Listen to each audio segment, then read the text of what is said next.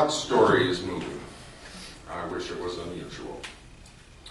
Rod physically lost his son when his mother killed Eric rather than allow Eric and his father to have a loving and bonded relationship. This occurs in each and every family.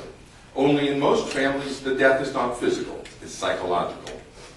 The aligned narcissistic borderline parent kills the child's relationship with the other parent. The targeted rejected parent used to have a child before the divorce, but after the divorce, they no longer have children. The child refuses to spend any time with the targeted parent, and what little time is spent together is marked by the child's excessive hostility, conflict, and the child's efforts to avoid and isolate from the parent.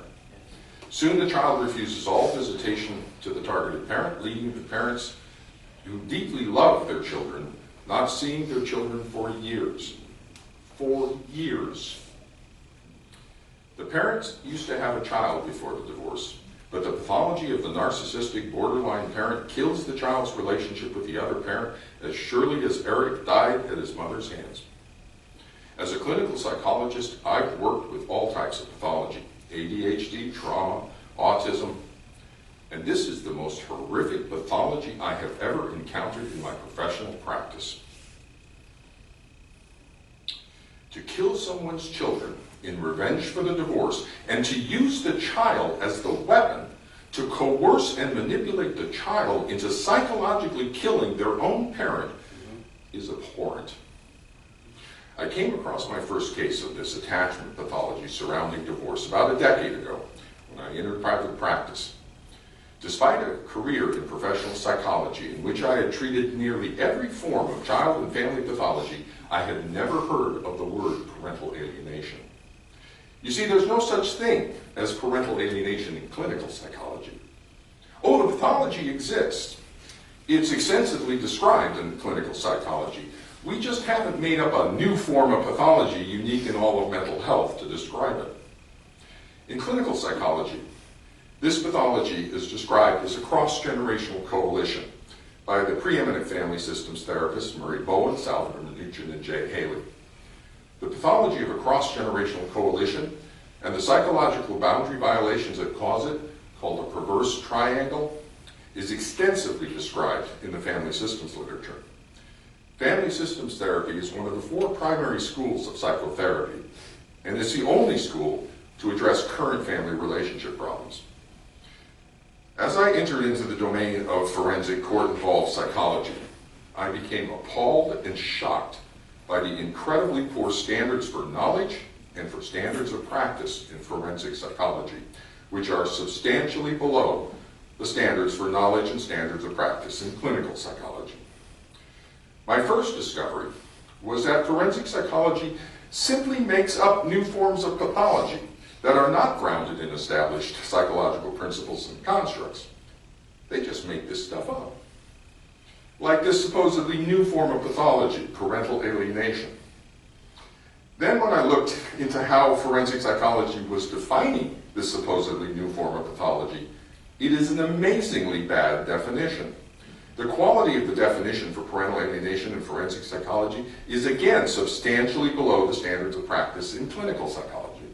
They are simply making this stuff up. Again, this pathology absolutely exists.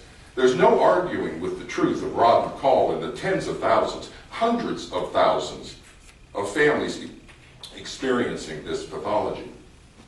It's just that the definition offered by forensic psychology is incredibly poor, unsupported by the professional literature, and substantially below the professional standards of practice. So as a clinical psychologist, I set about defining the pathology, the attachment-related family pathology people call parental alienation, using the standard and established constructs and principles of professional psychology. That's my book, Foundations. Foundations is not a theory, it's a diagnostic treatise. In clinical psychology, we absolutely know what this pathology is, using the standard and established constructs and principles of professional psychology. And we don't ever resort to making up new forms of pathology for types of child symptoms that we may not understand because of our ignorance. That's what an attachment-based model of parental alienation is, ABPA. It's a return of clinical psychology to court-involved practice. In my writings, I always put the term parental alienation in quotes to indicate that it's not a real form of pathology in clinical psychology, but instead represents a common culture term created within forensic psychology for a complex attachment-related personality disorder, family systems, developmental trauma pathology.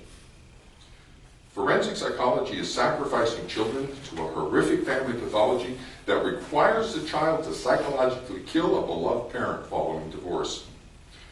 The child used to have a mother or father, yet after the manipulative influence of the narcissistic-borderline parent, the child's mother or father is now dead, at least psychologically and relationally to the child.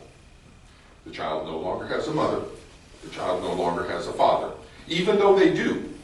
Even though their mother and father is still here and desperately wants to love the child.